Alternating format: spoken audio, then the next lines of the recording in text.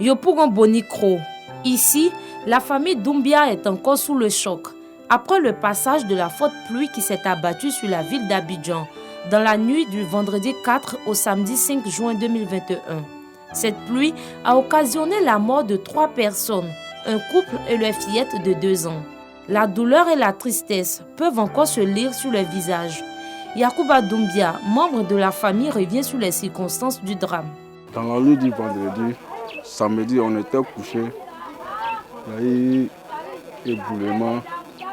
C'est venu tomber ici, maison de mon oncle, avec sa femme, les filles de 2 ans. C'est ça, le brique est tombé ici, avec une saleté. Yacouba dit être conscient du danger qui le guette, ainsi que sa famille en cette saison de pluie. Occasion pour lui d'appeler à l'aide. Bon, les gens sont venus maintenant, ils disent qu'ils vont démolir. On demande l'aide de l'État, qui peut nous aider. Lui-même, ses enfants-là sont restés 9. Comme la famille Doumbia, les pluies diluviennes ont endeuillé plusieurs familles en 2020 et ont causé assez de dégâts matériels. Seydou a perdu 5 membres de sa famille l'année dernière dans l'éboulement de terre survenu dans la commune d'Aniama, au nord d'Abidjan.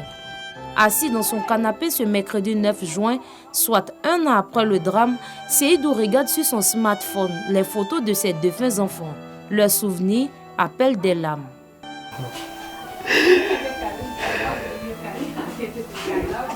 Les mots me manquent vraiment. Ces photos dans ce petit appareil restent pour Seydou le seul moyen de revoir les visages de sa progéniture, morte tragiquement dans cet éboulement du 18 juin 2020. Voilà, tous les enfants sont partis. C'est ça là seulement qui me reste dans la maison. Tout le monde est parti. J'ai dit ma maison, vraiment il y a l'obscurité dedans. La pluie a fait des dégâts.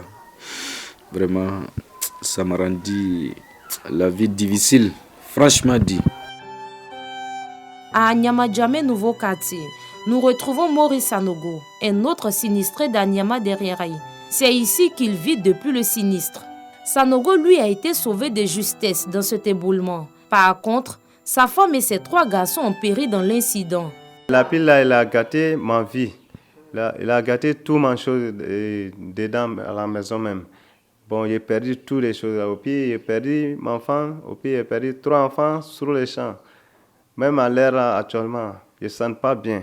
Et puis, moi, je suis seul encore. Toujours, ma maison là, je vis ici, je suis débrouillé ici. Mais ma maison là est vide, il n'y a rien dedans. Les constructions dans les zones inondables sont légion à Abidjan. Malgré ce malheur qui a fait plus de 17 morts, on note encore une présence des populations dans ces zones à risque. On nous avait tous chassés après le drame qui a secoué notre quartier l'année passée. Mais comme nous ne savons pas où partir, nous sommes revenus dans notre quartier à Anyama Derrière-Aïe. Dispersés à travers le district d'Abidjan, les sinistrés d'Anyama Derrière-Aïe se sont donné rendez-vous ce jour à l'initiative de leur président pour sensibiliser les populations encore présentes dans les zones à risque. Je suis venu, il a dit maintenant, quand quitter dans la riche, il ne faut pas qu'ils vont regarder la vie comme ça. Ce qui est derrière, c'est plus grave. 17 morts là, il y a une famille qui a 5 dedans. Sa femme a fait 4 enfants. Ça plus qu'un milliard. Donc il ne faut plus que ça se reproduise. On n'a qu'à quitter. Cette cour appartient à Edmond. Elle a été inondée en ce début de saison des pluies. Edmond n'a eu d'autre choix que de libérer ses locataires. Mes locataires, vraiment de juin, ils s'en vont, j'ai dit de partir. Et puis ils reviennent en août. Août, l'autre est parti. Pour éviter le pire cette année, les collectivités s'engagent. Elles font du porte-à-porte pour encourager les occupants des zones inondables à les quitter. C'est vraiment de vous demander de prendre toutes les dispositions pour quitter les lieux, pour ne pas qu'on ait à assister encore des gens pour les cas d'inondation. Ce n'est pas forcément d'attendre le départ volontaire. La sensibilisation, nous la faisons passer.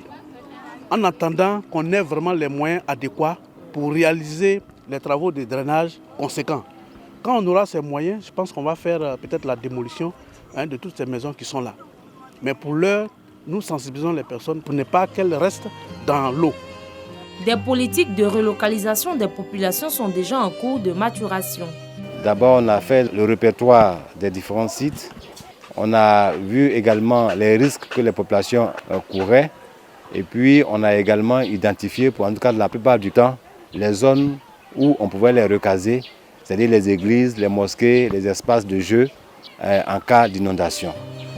Selon l'ONPC, Office national de la protection civile, 47 zones à risque ont été identifiées dans 11 communes du district d'Abidjan. Des travaux d'assainissement ont déjà été lancés. Et il faut dire que tous les acteurs, chacun dans son travail habituel, parce que c'est un travail habituel, l'ONAD fait son travail, l'ONPC fait son travail, les structures, le ministère de l'Entretien routier fait son travail habituel. Et c'est dans cette coordination-là que l'ONPC agit, intervient. L'ONPC appelle l'attention de toutes ces structures pour que les travaux soient exécutés et n'aient pas de conséquences sur la population. Toutefois, l'ONPC se veut ferme. Les populations dans les zones inondables doivent anticiper leur départ avant une phase de répression. Nous avions l'obligation de préserver les vies et les biens. Et quand cela s'impose, nous n'hésitons pas. D'ailleurs, lors des visites qui se sont déroulées, nous avions des habitations à détruire, nous avions des installations à détruire et nous allons les détruire parce que les ministères concernés ont reçu des instructions de les détruire. La ville d'Abidjan a enregistré plus d'une vingtaine de morts dues aux inondations en 2020. Un bilan qui en appelle à la vigilance de tous.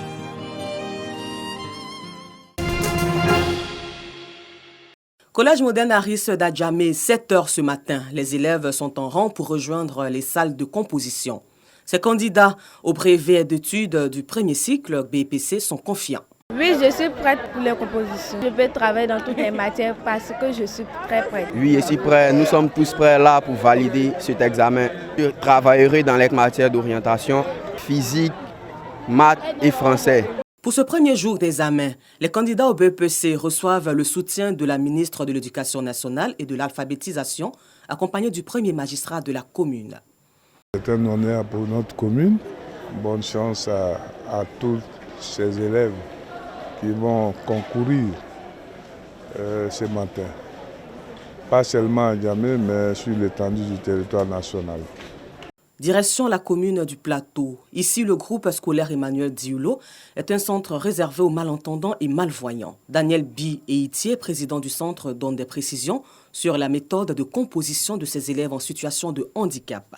Ils composent dans toutes les disciplines. La particularité pour les malvoyants, c'est qu'ils travaillent avec leur écriture braille sur leur papier et il y a des techniciens braille qui convertissent en écriture ordinaire. Ils ne commencent pas avec un retard, mais plutôt ils ont un bonus du temps de composition au quart temps. Ainsi, pour une épreuve de 2 heures, nous allons passer 2h30 parce qu'ils sont beaucoup plus lents que tous les autres candidats. Ici aussi, la ministre de l'Éducation nationale et de l'alphabétisation apporte son soutien aux candidats et rappelle que les fraudeurs seront lourdement sanctionnés. Le président de la République, son Excellence Alassane Ouattara, est pour une école inclusive, faire en sorte que, quelle que soit sa situation, l'enfant puisse accéder à l'école. Nous avons prodigué quelques conseils, mais c'est toujours le même, la lutte contre la fraude. Il y a des sanctions disciplinaires. Vous avez vu, il y a un livret, le livret pour les malentendants. On a un manuel. Chacun sait ce qu'il faut faire, ou du moins ce qu'il ne faudrait pas faire. 509 609 candidats, dont 239 644 filles et 269 965 garçons, sont repartis dans 816 centres de composition sur toute l'étendue du territoire. Les épreuves écrites du brevet d'études du premier cycle, BPC, prennent fin ce mercredi 16 juin. Les résultats seront connus le 6 juillet prochain à 14h.